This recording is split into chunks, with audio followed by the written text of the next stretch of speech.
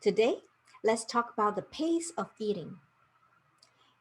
It may sound like a weird topic, but this is an important concept as you continue to build healthy eating habits. It's not just what you eat, but also how you eat it. Have you ever heard of the concept of grazing?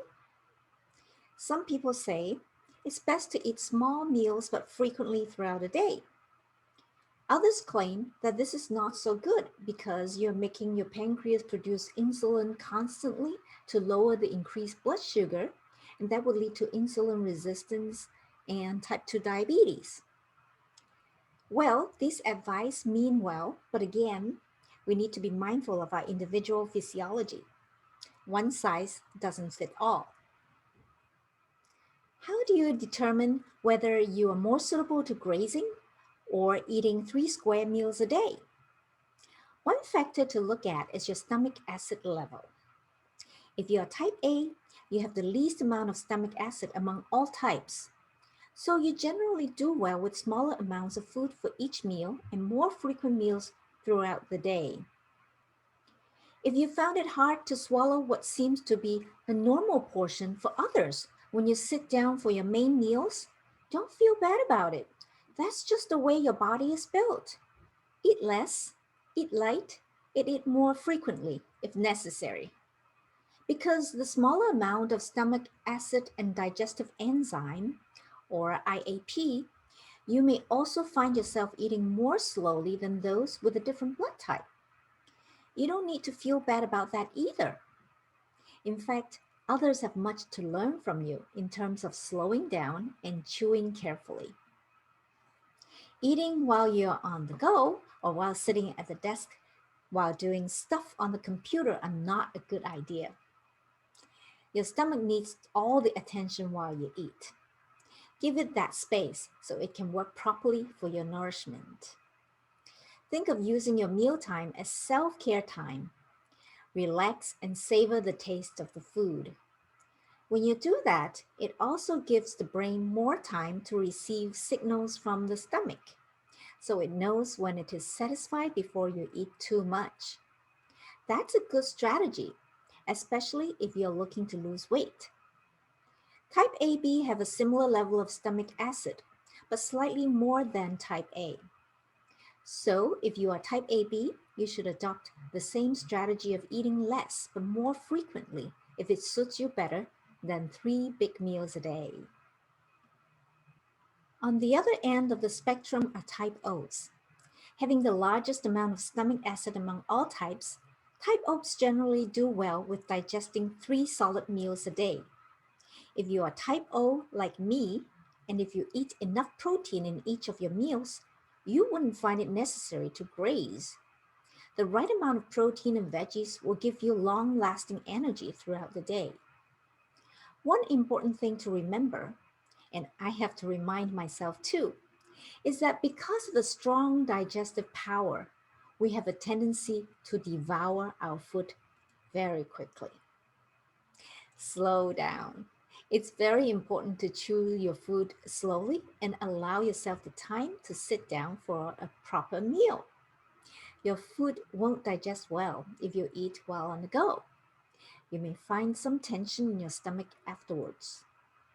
Like my suggestion for type A, think of using your mealtime as self care time. Relax and chew slowly. Savor the taste of the food. When you eat slowly, your brain will know when your body is satisfied before you eat too much. A very useful trick if you want to lose weight. Type Bs have slightly smaller amount of stomach acid than type O, but tend to have a stronger digestive power than types A and AB. So follow the same advice for type O. The most important thing is to listen to your body and give it what it needs. Your need may change from day to day, so be flexible. If your stomach growls, it's time to feed the beast. Don't leave it alone and try to control your hunger with willpower, thinking that you may lose some weight from that. It may backfire. Remember the lesson on how depriving your body of nutrients may send the signal of starvation to your brain, which in turn prompts your body to produce cortisol and then store fat? It's important to practice mindful eating, not only with your meals but with your snacks. If you're snacking out of boredom, then stop and listen to your stomach. Is it actually hungry? If not, then wait a while, drink a glass of water or a beneficial beverage. Pick an activity or exercise that you enjoy and have fun with it. Soon you will forget about the urge to snack.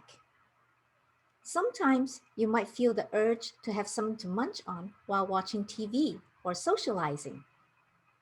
Again, stop before you proceed. Ask yourself if you're actually hungry. If not, but if you still want something to eat or drink, make yourself a small treat within your allowed portions and a beverage, using only beneficial ingredients. This way, the food will not do harm to your body or make you gain weight unnecessarily. I have included a few snack ideas in the image below this video.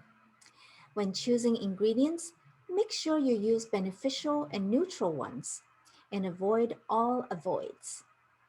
Don't be afraid to try unconventional foods as snacks.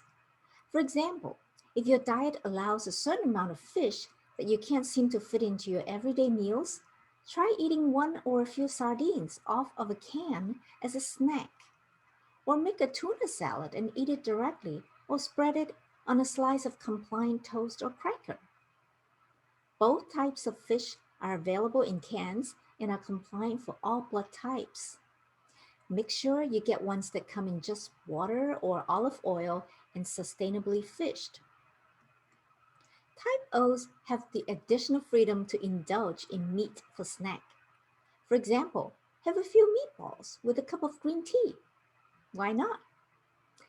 Or if you are not at home and need a snack, consider meat jerkies made with grass-fed meat without the avoids in the ingredients list. If you are type A but are not used to eating tofu or tempeh, try a small portion of roasted ones for snack or eat edamame beans for your soil intake. Of course, a trail mix with beneficial nuts and seeds or toast with some fruits and nut butter would make a great snack too. When it comes to cravings, the key is not to suppress them with sheer will. The key is to eat enough beneficial foods and sufficient amount to make yourself satiated. When you do that, your body's real and natural cravings for what it desires are satisfied. Then your cravings for junk food won't even show up. That's when you know your diet is in a good balance. So many people have tried to defeat cravings with their sheer willpower or with punishing diets, but in the end they fail. My guess is that you have tried that approach before and it didn't work, did it? Now that you know better and that you're eating much better, whatever it was that you used to crave don't seem so enticing, do they? Well, keep up the good work and know that you do have the freedom to enjoy snacks. Just choose those that benefit you. What's more liberating than enjoying your snack while at the same time knowing that it'll make you healthy and help you lose weight?